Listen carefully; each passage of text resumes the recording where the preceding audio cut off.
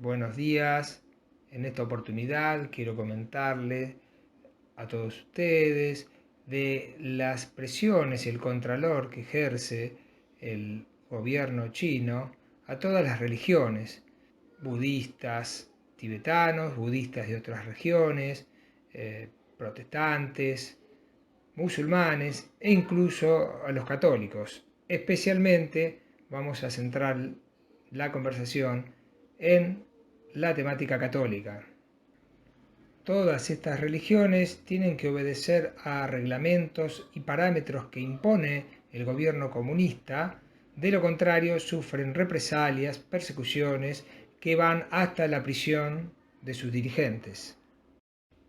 Respecto de la Iglesia Católica, hubo un acuerdo en el año 2018 entre el Vaticano y Xi Jinping por el cual se intentaron solucionar ciertas problemáticas de los fieles residentes en China, de los fieles católicos. La realidad es que si bien en el discurso se plantearon soluciones, en verdad en los hechos esto no fue así.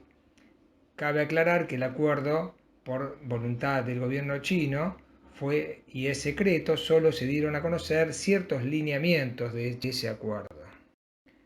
La idea del acuerdo básicamente fue la de sanear la división que existe en China respecto de los católicos, por el cual hay una iglesia católica que se llama patriótica, que es la aprobada por el gobierno chino, la permitida, y otra iglesia católica que es la clandestina, que es la que responde al Vaticano. Por consiguiente, en China tendría que haber una sola iglesia, que sería la patriótica, y la clandestina tendría que haberse incorporado a la iglesia patriótica. Esto no sucedió así, sino que las iglesias siguen divididas. Existen distintas notas en ambas iglesias que, por más que sean católicas, generan división, ya que, por ejemplo, en la iglesia patriótica, es decir, la legal o aprobada por el gobierno chino, existen sacerdotes que están casados con una mujer. En cambio, esto escandaliza a la iglesia clandestina, la que responde a los preceptos y a la ideología propia occidental del sacerdote con voto de castidad. Así es que después del acuerdo entre la Santa Sede y el gobierno chino, los sacerdotes, obispos y demás dirigentes, si bien son designados por los fieles, entre comillas, por el gobierno chino, por el gobierno comunista, serían renombrados por el Papa y bajo los parámetros y ceremonias de tipo católicas. Pero existen muchos católicos en China que hicieron una objeción de conciencia sobre este acuerdo y rechazan a la iglesia patriótica, están a favor de la iglesia clandestina porque la creen genuina. Por lo tanto, hoy tenemos dos iglesias católicas en China, una la patriótica, que es la, entre comillas, controlada por el gobierno chino, pero aprobada por el Vaticano. Después tenemos la iglesia clandestina, que está, según el gobierno chino, de forma ilegal, pero que está aprobada, ¿no? Que está reconocida por el Vaticano.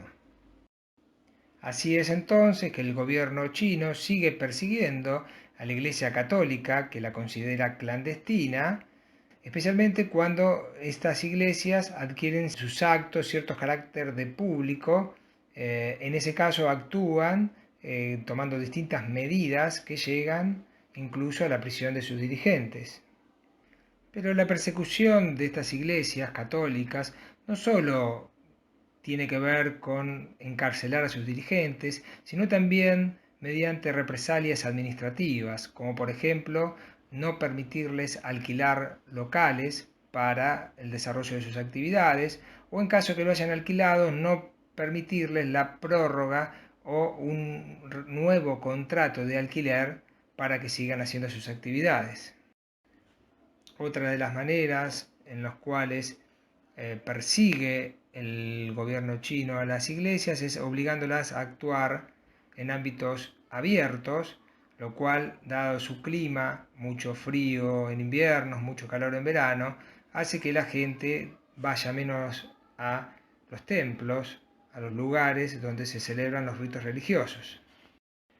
El tema del COVID fue otro de los puntos que le vino muy bien al gobierno chino para presionar sobre las iglesias con la excusa de la prevención sanitaria.